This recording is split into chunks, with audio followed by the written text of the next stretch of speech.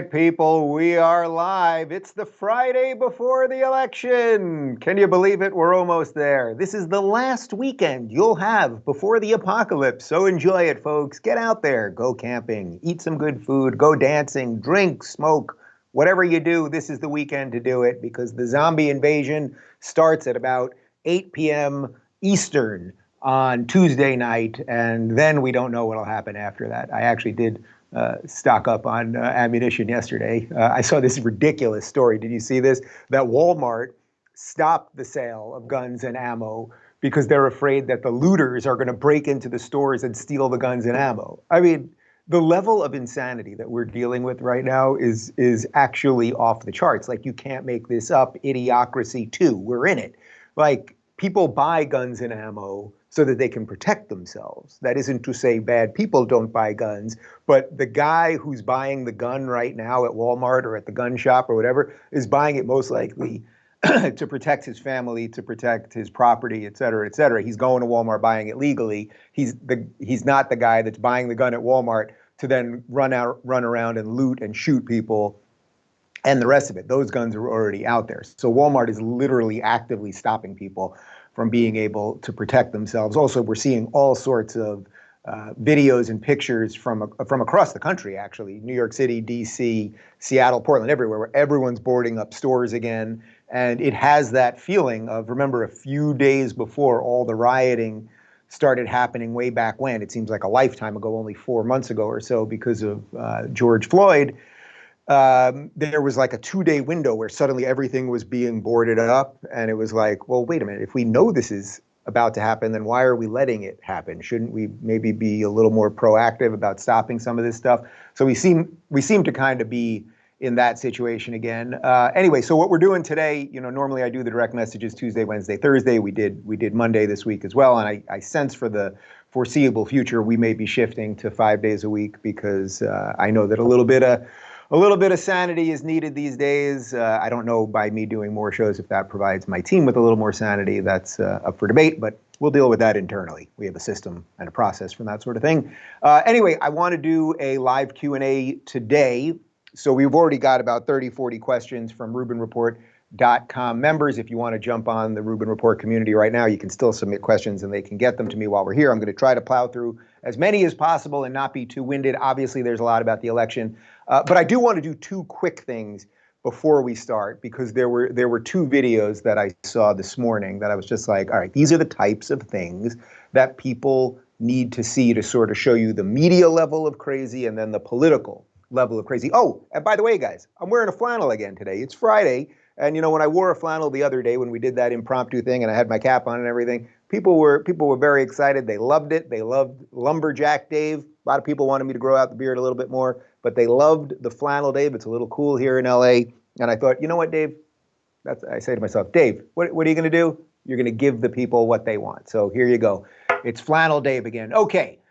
So this first video, this is CNN's Don Lemon, and he was talking to Chris Cuomo, who's just the worst. It's hard to figure out who's the worst at CNN, but I've done the math. We charted it all out. A squared plus B squared equals CNN is stupid, and I would say Cuomo is the worst, but Lemon's pretty close.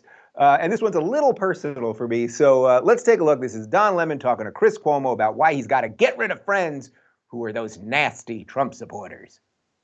Look at what's happening to them. We have to help them. They're all getting killed by this. Now it's happening here. Yeah. It's happening here right now at his own damn rallies. You know what the sad thing is? And I'll be honest with you. I have many people who I love in my life. And yeah, I come from a red state. I've lived in several red states.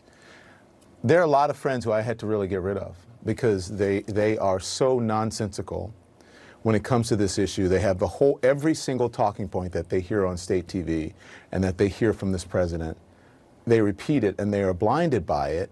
And when I said to you the other night, there's no way, they can't believe it. They can't, I was just goosing you in a way, right? What they say, I was, goosing I was breaking your, goosing works. It's not like that'll be all over the internet. Continue.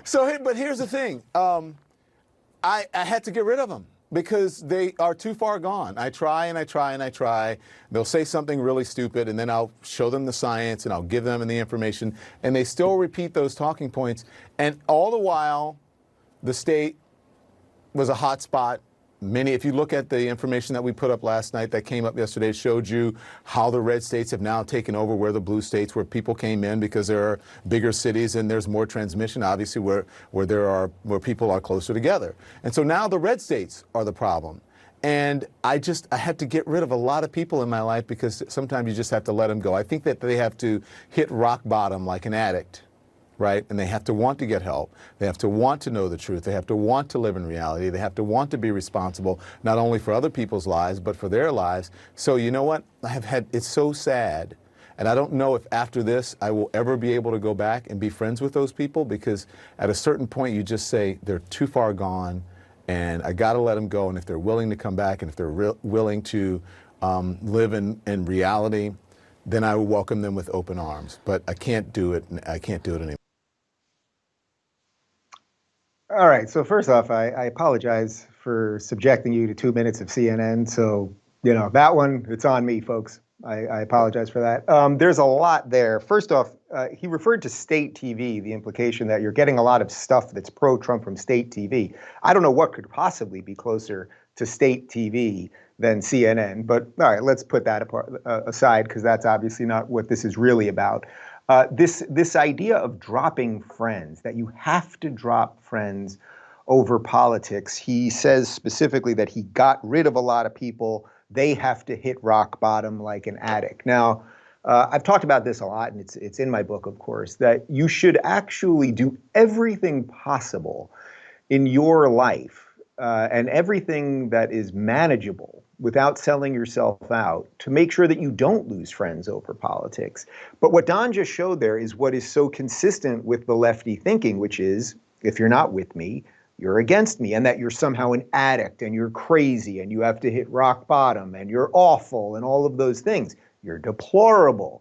And that is very much a difference of what I would say is the modern lefty mind than the modern mind of someone on the right, the righty mind, let's say. And the reason for that is that people on the right generally don't think that politics is the end-all, be-all of everything, and that every little political decision you make is going to kill you or kill someone else or something like that. And this is seriously dangerous. By the way, these are the very people, I mean, Cuomo and Lemon and these lefties, these are the people who would say that they're the tolerant ones. But in essence, what he's saying there is he's the least tolerant person, right? Like, how could you be less tolerant than saying to friends, I'm not going to be friends with you anymore because of your political beliefs, as opposed to saying we have differences of opinion, but perhaps I know you're a good person. That's why we were friends in the first place. And let's try to work it out. By the way, I have had many friends drop me over the last couple of years. I've had acquaintances drop me. I've had issues with family members, all because I'm just saying what I believe. Now, for those of you guys that watch this, you know I'm not saying anything hateful, but if your side has run around calling everyone Nazis for 5 years, well, then you might start thinking that people are actual Nazis, and then you won't listen to measured people. So that's why someone like me is thought of as too dangerous at some level, which, as anyone watching this, you know that that's just complete nonsense. I will just add in one other thing here, which is that Don Lemon and I used to be friends. We were friends. So I take no great pleasure in this, but we hung out in Atlanta. We hung out in New York City. We went to bars. We went to dinner a couple times. And then one day, about 2 years ago or so, I just noticed he unfollowed me on Twitter. There was no, oh, Dave, I think you're getting this wrong, or any private exchange of anything. I've never mentioned this publicly before, and I don't really care. I mean, I have plenty of friends, you know what I mean? I think I said it on the show yesterday. I mean, one of the things that I think has kept me grounded through all of this and the hate and losing friends and whatever it might be is, A, when you start standing up for what you believe in, you find all sorts of new friends. So I have plenty of new friends. But also my two best friends to this day are my buddy John, who I met the first day of kindergarten. I remember meeting him. And so we were like 4 or 5 years old. We've been friends for 40 years, right? So that kind of keeps me grounded. And my other good friend is my buddy Ari, who moved to town when we were in 3rd grade. And now 35 years later, we're still good friends. And they're not political in any way other than they care about it at a cursory level, and they're sort of interested in what I do and that sort of stuff.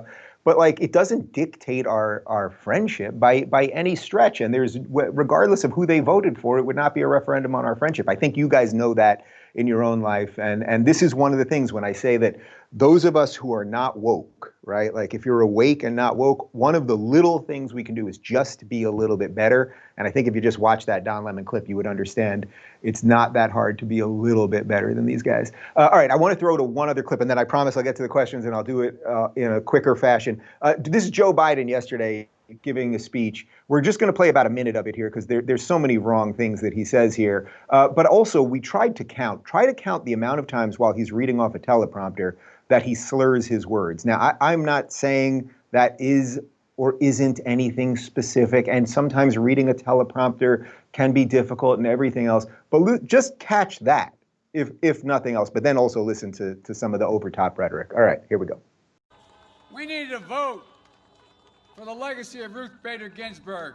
She was proof that courage, conviction, and moral clarity can change the world without being vicious and mean. She and Justice Scalia disagreed on everything, but they were friends. They disagreed. We got to get back to that. Politics has become so ugly and mean and disruptive. But we can be the voices for justice in her name. We have to make our voices heard. You have to vote. You have to vote because while Donald Trump fails to condemn white supremacy, we can deliver on racial justice. Donald Trump, he doesn't believe there's any such thing as systemic racism as a problem. He won't even say Black Lives Matter. Well, you know and I know Black lives do matter, and so do others. That's why this season of protest has broken out all across the nation. God, there's just so much dribble there, Joe. Okay, putting the slur stuff aside, doesn't matter. He says, politics has been ugly and mean. 2 sentences later, he says that Donald Trump won't condemn white supremacists, which we know he has done a million times. And we know that Joe Biden has lied about this a million times. And we know that you're allowed to lie about very fine people on both sides on Twitter, and they're not going to take your Twitter account down. This is just, and this, he won't say Black Lives Matter. Black Lives Matter, we've been through this a million times, Joey, if you're watching. Black Lives Matter, the organization, is a Marxist organization that is in cahoots with all of the people that are burning down the cities that in many ways are the base of your party. Donald Trump believes that Black Lives Matter and that black people should have equality like everybody else, right? That obviously is what he believes. And by the way, that's why black people are going to vote in the highest numbers ever for Donald Trump. That's why Candace Owens has done something unimaginable with Brexit and all of the things that we see actually happening on the streets. But then Biden gets into the systemic racism stuff. And it's just like, just because you say it, but this is what they do with everything. Just because you say it doesn't mean it's true. There are no laws stopping black people from doing anything, meaning that the system itself is racist. That doesn't mean we couldn't put more money into certain communities as far as education, or we could change certain things on the margins. Of course we could. But this idea that the system, Joe, if the system is racist, if the system is wrong and everything else, well, you've been in it for 47 years. What did you and your buddy Barack do? Apparently nothing. So why would anyone vote for your old bones? It doesn't make any sense. It's just annoying. Okay, people, let's get to Q&A, and I promise to do it a little bit quicker than everything else I've done today and in general. Emily asks, what will you do as a California resident if there's a blue wave, or as the internet is calling it, hashtag blue MAGA? I haven't heard of hashtag blue MAGA. I don't sense that will pick up. If there's a blue wave, well, I really don't think that there will be. I just don't. Maybe I'm wrong, people, and maybe the people that hate me will clip this video on Wednesday and prove me wrong. But I just sense that the base that voted for Trump last time, there's just no reason they wouldn't vote for him this time. Maybe a tiny bit of people. They're not happy with some COVID stuff or something. But the base is there. The enthusiasm is there. The rallies are there, everything else.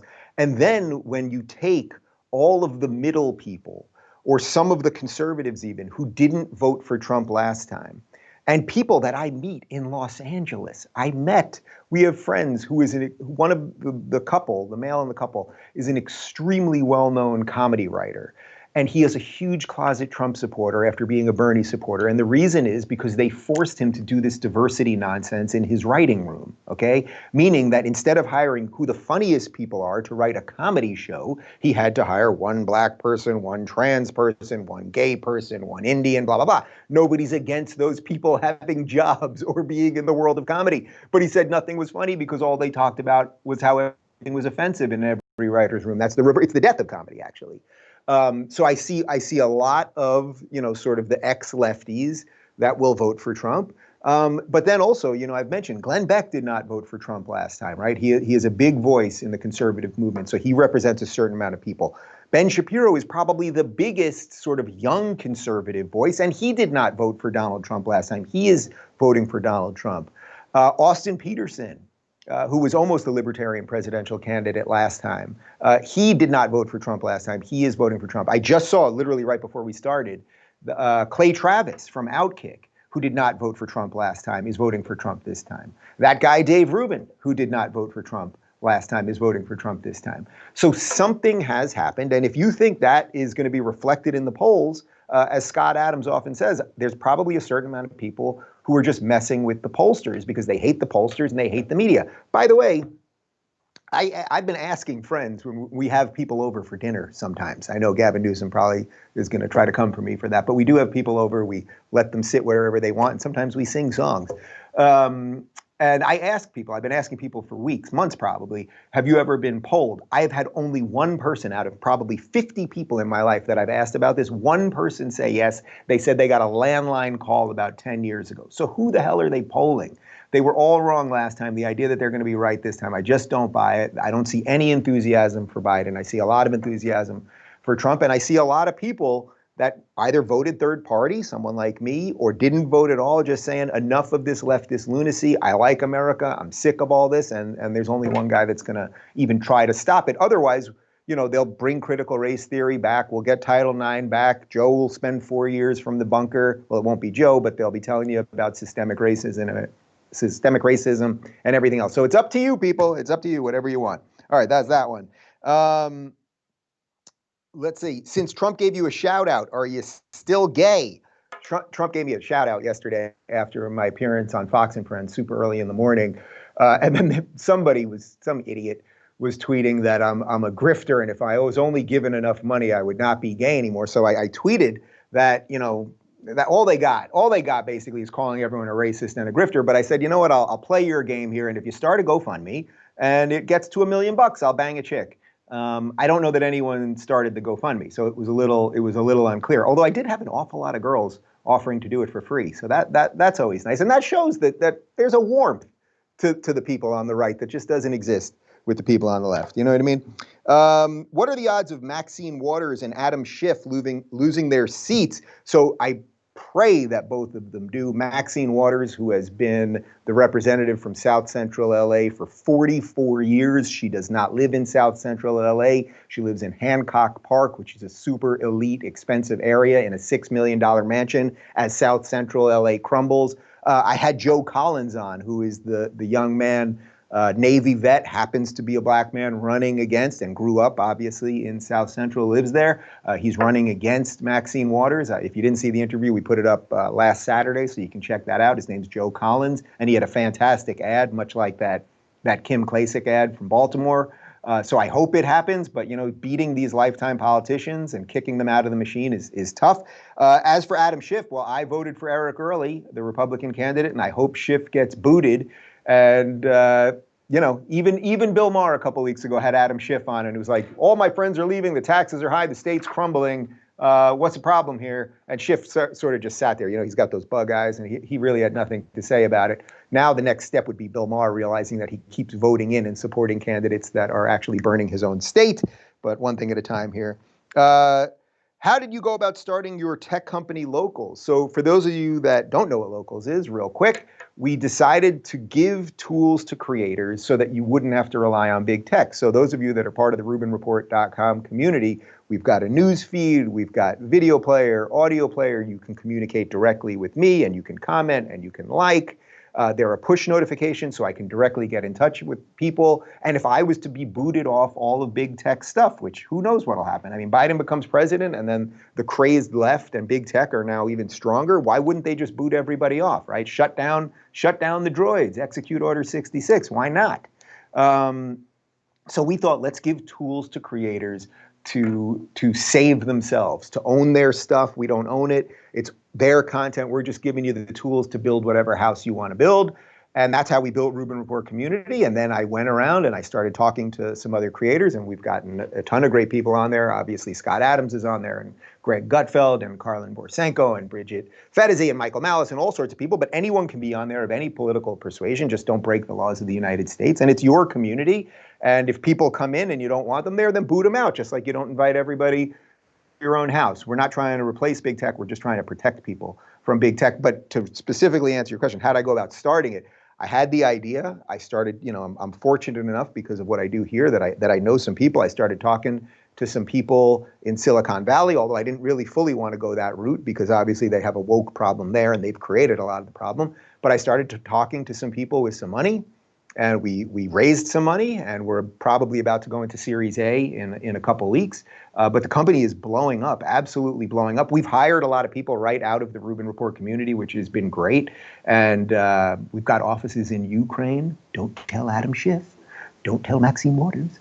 But it's really blowing up, and I'm very proud of what we've done. And if you haven't seen what we've done, go to RubinReport.com, or you can download the Locals app, and you can find all the communities that are out there. And it'll be a way of me being always able to communicate with you, regardless of what big tech does to me.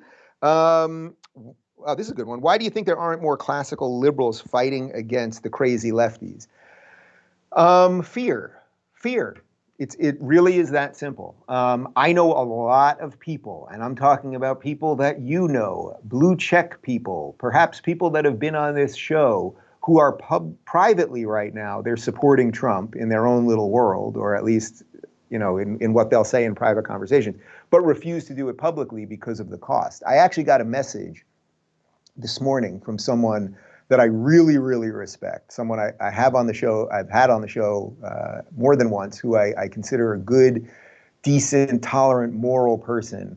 And they actually wrote to me that they think I'm making the wrong choice by supporting Trump, but that me being brave is probably a bigger, more complimentary comment at the moment, because so few people are being brave. I don't know if I'm being brave or stupid. I just thought in America, you just say what you think.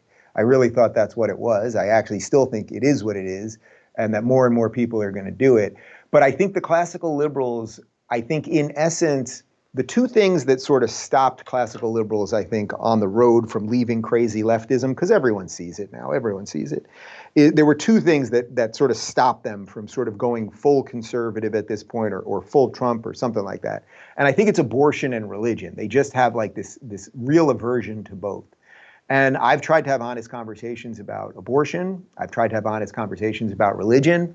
And I don't fear being around people that I disagree with. And I think for a lot of the classical liberals, the old school liberals, they're so obsessed with still being liked by people who would just as easily destroy them. I mentioned the other day, there was this public letter written by, I think, 17 public intellectuals, all sort of liberal types, the Steven Pinker crew. Again, I've had him on the show. I think he's a decent guy. And they're all saying that voting for Trump is wrong. And it's like, guys, Trump is the one that's actually saving the institutions that you care about. It doesn't mean that Trump is perfect, and it doesn't mean that will present other problems 5 years down the road, but I don't want to be shot today. I'd rather think about how do we move forward. We'll deal with some of that in 5 years. So I think they're very short-sighted. I think they want to go to comfortable parties and be thought of as the nice, tolerant, decent people, but I think that the rubber has met the road. And if you can't figure out which way to go at this point, if you're a public person and you can't tell people what you think at this point, it's not because the right is stopping you, obviously. It's because the left is stopping you. So it's on you.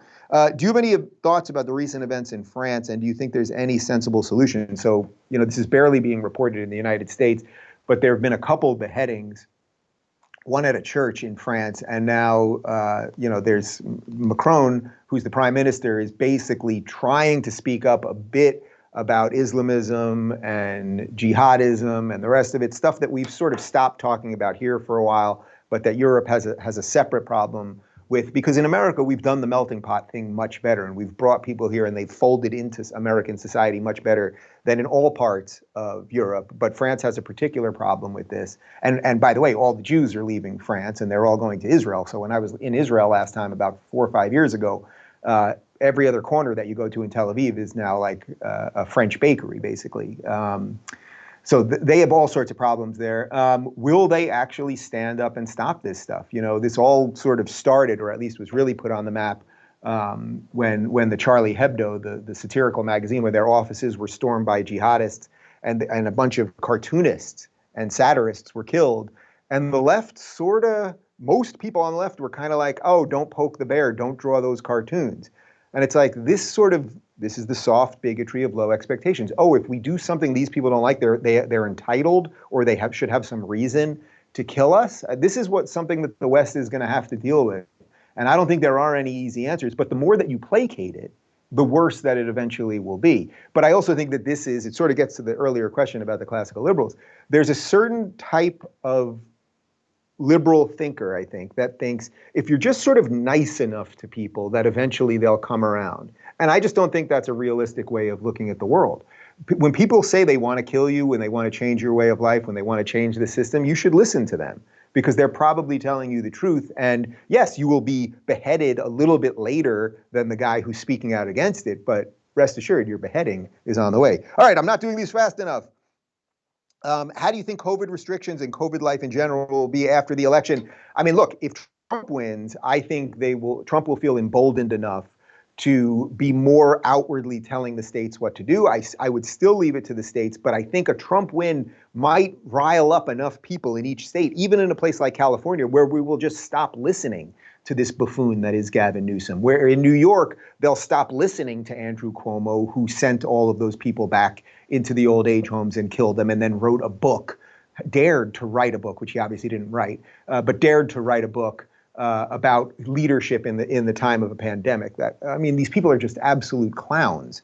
So I think if Trump wins, there will be a real push to open things up. Realize that it's on you as a business owner to decide what you want to do with your business. You as an individual to decide what you want to do. As a store owner, shop owner, et cetera, whether you want to send your kids to baseball practice after school, all of those things. Like, let's get it back to the people. That would be the obvious answer if Trump wins. If Biden wins, either suddenly all the states will be like, oh, we can open up because Joe's taking good care of us, because at some level, obviously, they've wanted to tank the economy to hurt Trump. I mean, that's just real. It's not real, people.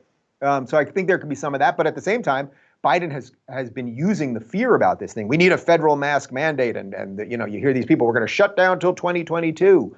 Again, has your life been more affected by the virus or the lockdowns? And in almost every case, it's the lockdowns and the destruction of the economy and personal lives and keeping people in their houses and rates of suicide that are up and secondary diseases that people are getting because they're not being checked for diseases because they're not going to the doctor as often. I went for my freaking teeth cleaning. They don't even polish your teeth anymore. I had the full teeth cleaning, and then they were like, oh, we don't polish anymore because it could spray some stuff around. It's like, you got a mask and another thing and a shield and now, so I got my teeth cleaned. That's the nice, when you leave a teeth cleaning and you're like, oh man, that's good. That's good. It's like a bowling alley. Yeah. No, I left the teeth out cleaning. I was like, didn't really do much. Okay, couple more real quick. What are you having for Thanksgiving? How many people will be there too? So this is obviously in reference to the other day, Gavin Newsom put these ridiculous regulations on Thanksgiving. Again, 15 days to flatten the curve. That's what they were telling us in March. Now they're giving us regulations for a month from now into November. You think there's a problem there, people? Are you tracking this? I'm not a mathematician, but I think the numbers here aren't adding up. Thanksgiving is the holiday that we host for our family. We're going to host as many people as possible. I am going to do it how I want to do it. We're going to make a big ass turkey, and we're going to have some serious stuffing and a lot of great wine. And if I can't get all my family here, maybe I'll have fans here. I don't know. We'll figure out something. But I am certainly. He doesn't want you to sing. No singing. And you have to have it outside. Like, you don't own me. What gives you the right? You have no right. You freaks. I called him a freak yesterday. A lot of people like that. So he is a freak. Okay, let's back up real quick. If you could change one thing and only one thing in 2020, what would you change, if anything? Woo! Well, I mean, look, this is cliche for me to say at this point, but I would want more people to realize the poison that is identity politics. The main driving force now between what the media and the Democratic establishment and the cultural establishment is pushing on us is not only toxic, but it is a parasite that is eating the host. The United States is the host, and we have had a healthy body for 250 years that at times hasn't been perfect and is certainly not perfect now, but it's been a pretty good host to all of us. And we're watching an idea spread as if it's tolerant and as if it's diverse and good, and it's eating away at the fabric of society. And we need more and more people to wake up to it. And in many ways, I think the election is a referendum on that more than whether it's a referendum on Trump or Biden. Do you fundamentally think this thing is good, and should we continue with it? And that oddly would leave you voting for Trump. Or do you think somehow we have to really, really change it, and the guy who's going to change it is the guy who's been around for 47 years? As I keep saying it, none of it makes any sense. So the wake up to how toxic this ideology is, how it is the true antithesis of everything that is American, that's what I would have loved to have changed in 2020. I think I did the best I could do.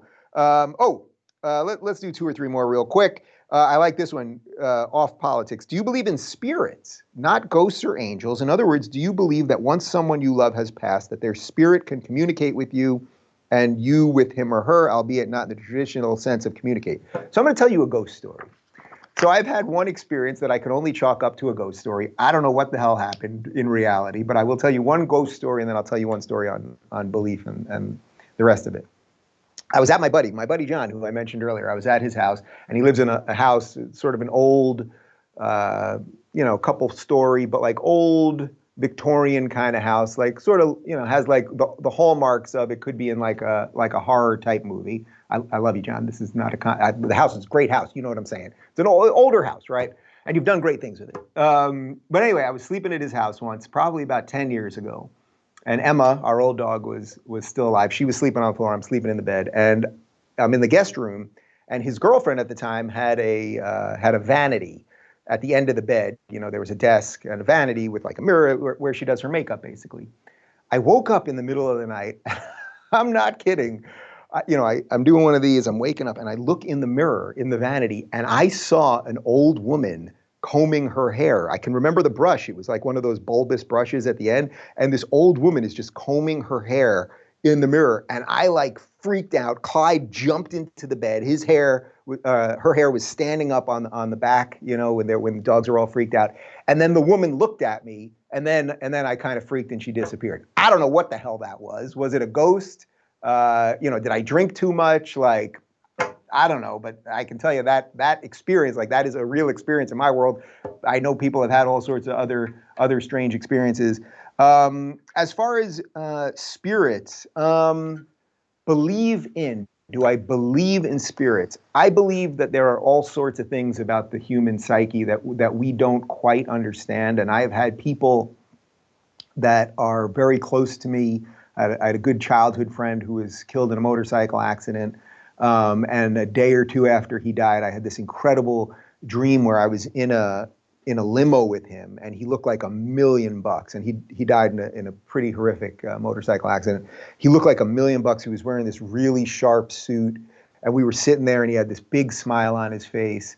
And I was saying something like, Josh, what's going on? And he's like, everything's great, man. Everything's great. And he just looked amazing. He looked kind of big, sort of like a bit larger than life. And he just opened the door to the limo and got out, and I couldn't see anything out there. Not that it was a white light, but I just couldn't really see where he was going. Now, maybe that's it's the mind exercising. Oh, you just lost a friend. The mind has to like negotiate how to like move forward in life when someone is tragically ripped away too young. Maybe that is some message from something. Like this is one of those things where I'm open to these discussions, which is why I can talk to Eckhart Tolle about spirituality the same way I can talk to Sam Harris from an atheist perspective, or Ravi Zacharias from a Christian perspective. I think there's something that everyone can offer in this arena. There's a little something for you. That was away from politics a bit. And let's just knock out one more here. What is your favorite part from The Mandalorian so far, and what are you looking forward to in the new season? So you guys know my feelings. The last 3 Star Wars, I loved Force Awakens, and then Last Jedi was just a disaster, and then The Rise of Skywalker was just cleaning up the mess, and they actually did a pretty decent job of it. But you know, they've even admitted now that they didn't know what the arc of the story was, and they were just piecing together this whole thing, and it sort of loses any sort of cohesive thing. And you know, oh, she's the granddaughter and blah, blah, blah. It's all just like, oh, we just wrote anything to sort of make everybody kind of feel good and whatever. So Star Wars has been sort of tainted on me, although I can still go back to the prequels and the originals and love them. And I keep telling you, the prequels are looking better and better as time goes on. The Mandalorian, I liked it. I did not love it. I need a little more. I need some Jedi. I need a lightsaber or two. I sense there may be a lightsaber or two. I've tried to avoid the spoilers online, but I think maybe a lightsaber or two is going to get in on this. But look, the Baby Yoda thing is totally cool. I've always liked the idea of the Mandalorians. Boba Fett, there's a reason. I've got Boba Fett, my original Boba Fett. Michael, can you grab that real quick? Can I show it to the people? I've got my original Boba Fett. This is my childhood Boba Fett. I keep them in a very special glass container. This is my original Boba Fett. I probably got this in, 1982. I was maybe 4, 5, 6, something like that at that point. So that's Boba Fett with red rocket. That's not the rocket that shoots out that I'm told is worth. If you buy that thing, it's worth like $5,000. This is just old school Boba Fett. So I always loved Boba, and there was, everyone loved Boba Fett, right? Like there was something mysterious about this guy, and then the prequels when they explain that he actually is the guy that, was cloned, and Jango is his dad, but it's actually him. Blah blah blah blah blah. Mandalorian, I need a little bit more. I don't know, get a little dirtier, a little more violent, maybe a little grittier. I sense we're going to get some of that stuff. I hope we do. I hope we do. But you know what? I'll take it though. It's better than a lot of the last stuff that's come out. And I'm also not watching anything right now. I've sort of just like, are you guys feeling this too? Like that there's just like kind of nothing left on Hulu or Netflix. I'm just like tired of let's start some other show with subtitles about a guy who has problems. Like, all right, I got my own problems, man. Like, so I'm sort of over everything. So I'm literally just watching Seinfeld again at this point. So I am looking forward to Mandalorian tonight. All right, guys, have a great weekend. Try to avoid the politics if you can. Get out there, enjoy yourself. Obviously, we have a really, really crazy week. Like joking aside, hyperbole aside and everything else, it's going to be a crazy week. The aftermath, no matter what happens, you're going to see people who got everything wrong turning on other people. You're going to see people who got everything right trying to destroy the people who got everything wrong. You're going to see every version of that. I'm going to try my best to make some sense of it. And I'm sure I will fail along the way. So hopefully you guys will keep me honest. But thanks for watching. And if you want to catch me this weekend, we do some stuff on the weekends on RubinReport.com, but I am off Twitter. All right, have a good weekend, everybody.